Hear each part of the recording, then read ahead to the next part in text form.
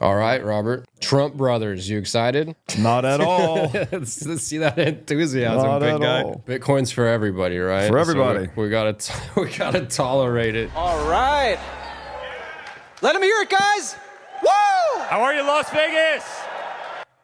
All right, this guy, this guy, dude. So this is what I think about this guy. Fastest response content ever. I know. He just So broke the Altcoin Daily brothers, I think it's 3 times. They have interviewed Saylor 3 times. Let's say it's twice. I could be wrong. But how do you interview Saylor twice? Saylor goes on. You could ask him one question. 2.5 hours later, you might have the opportunity to ask the second question. How could these guys interview Saylor twice, not go home, regroup, and then come back and apologize publicly for promoting all this garbage, and then think to themselves, okay, hey, you know what? We need to rebrand our show to Bitcoin Daily. Yeah. Like, I don't understand it. Maybe it's just that siren call from those.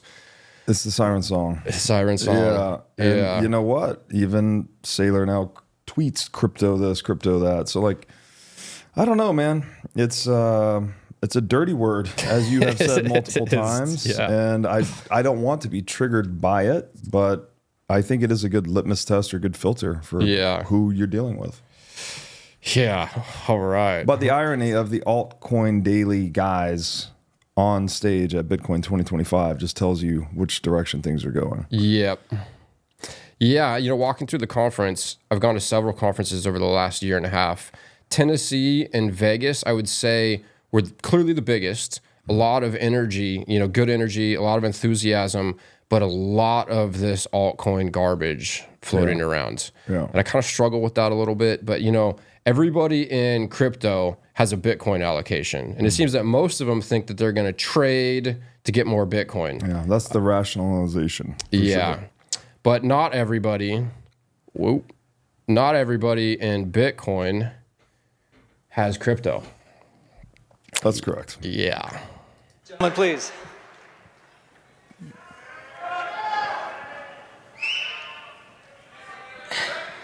It is amazing to be on stage with these legends.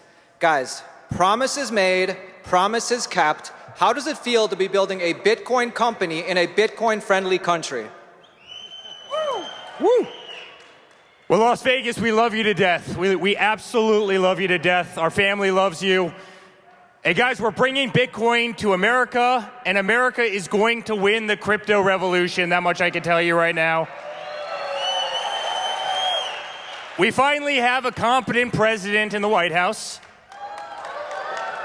And we have a president who loves this industry and is behind this industry 100%. Hey guys, I'm telling you, we as a family could not be more excited about this, and amazing things to come with this group of people on stage right now. Listen, I agree. It's amazing. I know my father made a lot of promises to the crypto community, to the Bitcoin community. When I see the growth from Nashville last year to this, you understand you're really on the precipice of something special, and that includes all those who've been in this from our standpoint in the private sector. I mean, between Eric, myself, I think we could show our true level of commitment when you look at all of the things we're doing in this space. Obviously, you have what we're doing here with American Bitcoin from the mining side. I think you saw all the announcement yesterday. Truth Social, TMTG, committing $2.5 billion to a Bitcoin treasury.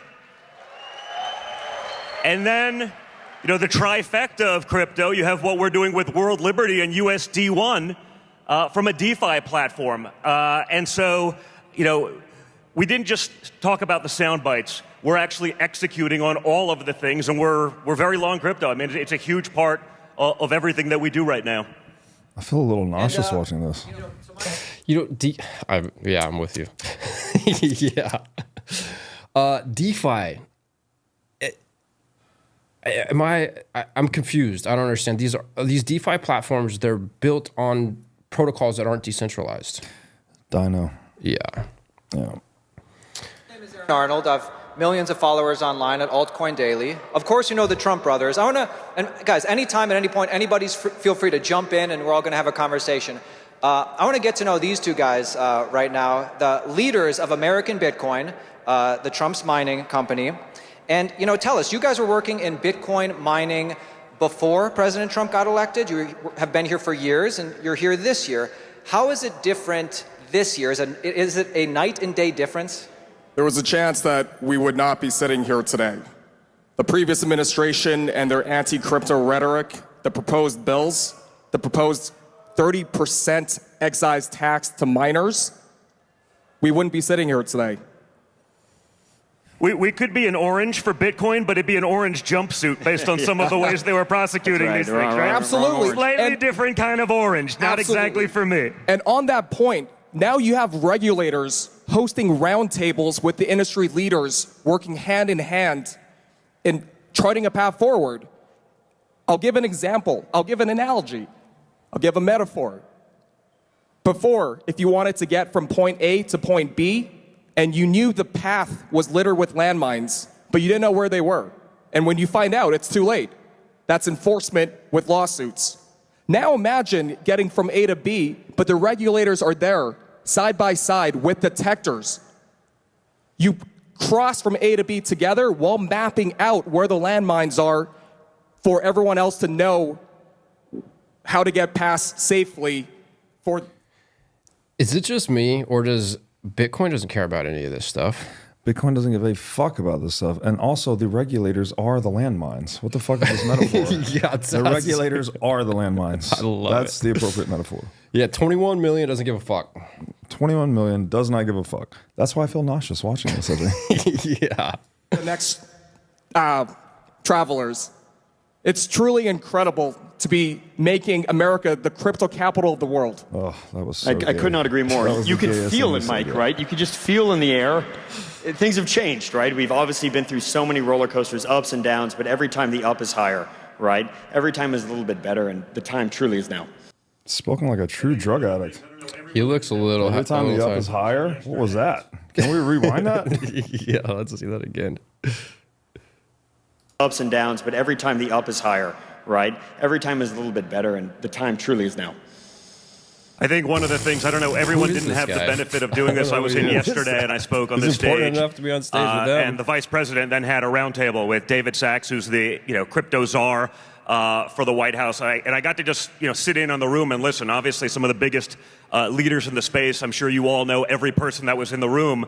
And you could see just in the responses, it wasn't your typical DC politician. Like, here's the 4 things that someone gave me sound bites that I had to read off, and we checked that box.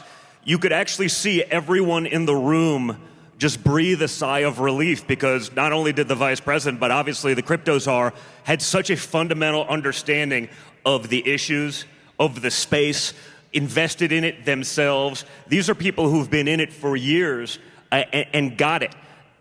That's such a big deal, where in Washington, the people who are making these rules... You ever notice how all politicians do this shit? Mm-hmm. What is this little thumb thing? What is this? Where do they get this fucking training to do this? I don't know, but that is was this? Bill Clinton, right? Yeah. Slick Willie, I did not have sexual relations with that woman. What is that? Like, I don't where know. Did they get this? I don't know, but now that you mention it, I need to make sure I don't do it. I don't do all these weird things. I don't know. I got a buddy. He always does this. I find that I'm doing this sometimes when I'm talking. Yeah, I mean, we all talk with, not all, but many of us talk with our hands often. But this particular thing seems to be like especially fiat politician to me. Yeah. I hope I don't do that much. You know, I'm thinking, watching this, there's a lot of conversation about crypto, crypto czar, all this stuff. You know, I kind of think in it from like a PSYOP perspective, you know, I would imagine that these people don't own much other than Bitcoin. And so you gotta speak to the masses, but there's only... To rug them. Also to prevent them from, if Gary Gensler came out like a year or two ago and was like, look, we're going after XRP and we're going to go after every other unregistered security. I don't care if it takes us 100 years. Most people are going to dump it all and go right into Bitcoin. You're going to have a $4 million coin or whatever it is. Right. So I feel like a lot of this whole crypto, the whole industry, I think they're talking about Bitcoin, but they're just pandering to the whole community. At least that's my thought process. I mean, they have a Trump coin, for fuck's sakes. Yeah. You could hardly be more specific to call them shit coiners, right? They have their family name is branded on a coin, on a shit coin called Trump coin. And so these are the people talking to you about Bitcoin. Yeah. So take it all with that grain of salt, basically. It's wild. It's rules. Hey, crypto's big, it's sexy, so we're going to put the person who has the most tenure. They don't have to know anything about the space. They're going to make trillion-dollar decisions that they know nothing about. You could see everyone in the room was like, oh, thank God, they get it.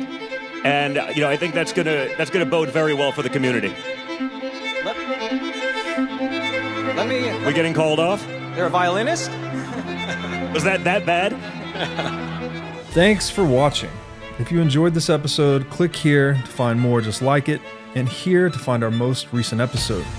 Also, make sure to like this video to help shine light on the corruption of money, and be sure to subscribe to this channel to stay connected.